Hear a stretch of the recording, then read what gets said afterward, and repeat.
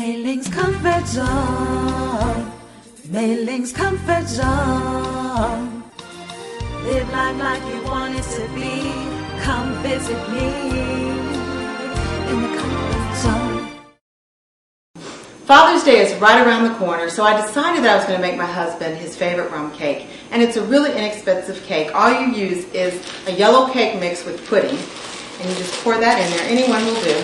Just make sure it has pudding. And then you need 4 eggs. Just pop them in there.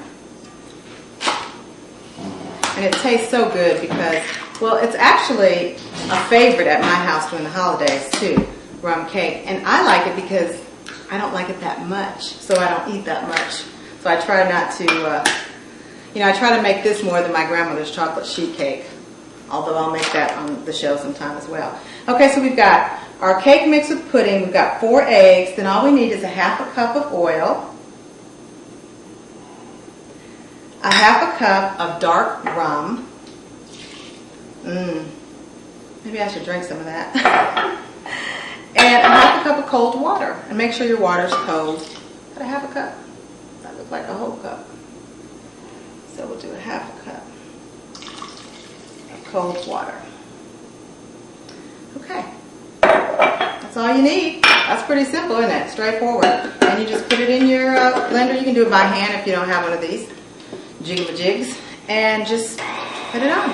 And I just beat it until, it's nice and it just takes a few seconds. You don't want it lumpy.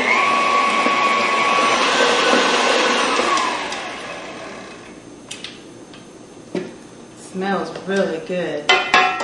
Smells like rum. If you like rum, you'll like this cake. And it's very moist, and I think that's because the oil and the eggs, and it has pudding. So you basically just kind of mix it up a little bit more. You just take a bundt pan and spray it with whatever oil you like. Oil in there. Then you get some nuts. You can use walnuts or any kind of nuts and chopped up. And you just sprinkle that in the bottom of your bundt pan, however much you like. My husband likes nuts, so I usually put about ½ a cup, maybe a little bit more. It kind of makes it nice and crunchy. Then you just take your mix and just pour it in. And I use a convection oven, so I don't preheat my ovens. And of course this left hand of mine sometimes makes a mess. Okay, and then all you do is put it on 325 for 1 hour. And we'll be back. And then I'll show you how to top it with this wonderful glaze. Okay, this is Mi-Ling and we're back. We're going to glaze the rum cake now. I just took it out of the oven and it's still warm. So all you do is you put a stick of butter on low heat. You let it melt. And I always use a heat sensitive deal spatula. Let that. This recipe is really good though. But some people put a ½ cup stick, but I like to put 1 stick. Some people put a quarter of a stick, but I like to put 1 stick. I think that's my secret. Okay, and so you let that just kind of simmer down and it melts. And then all you really do is put in a ½ cup of water.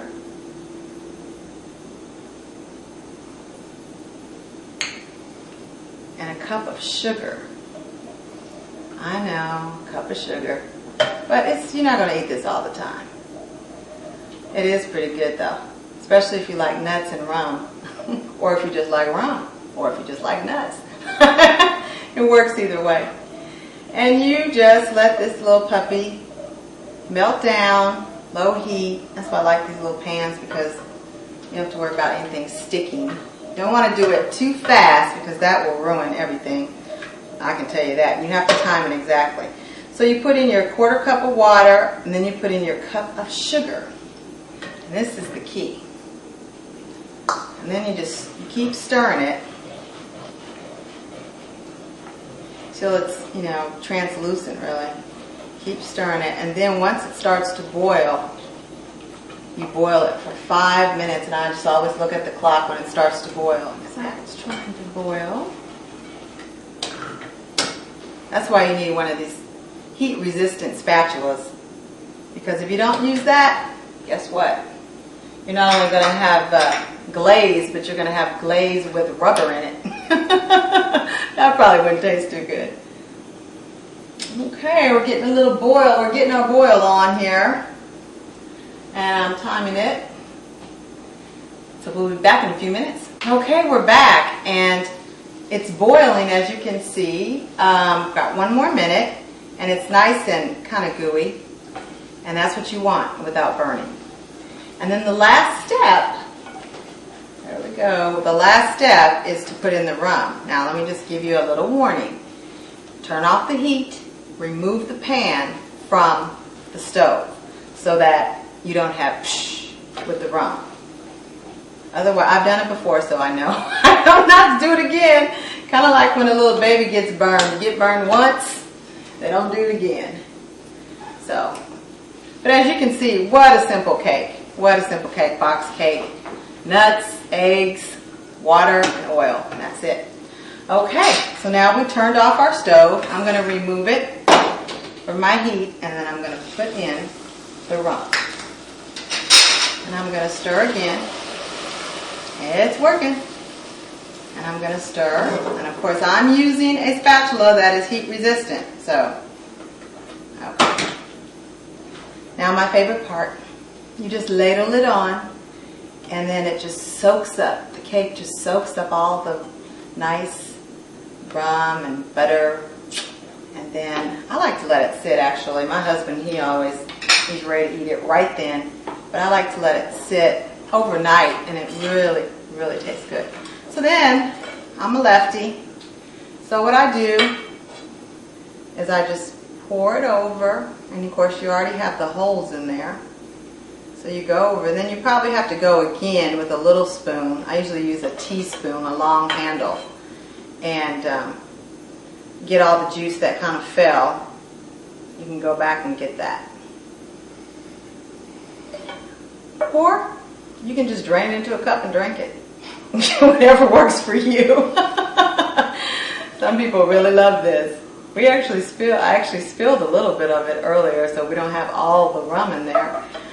But you can put probably as much rum as you want or less. But when people come over for the holidays, I always tease them and I say, look, you better have a cup of coffee before you leave, because if you go home and you're driving and the officer stops you, he's going to think you're drunk, no doubt about it, because that rum is going to be on your breath. So we always make sure that last little bit. All right, and that's my famous rum cake. And we'll have the recipe online. This is Mi-Ling's Comfort Zone.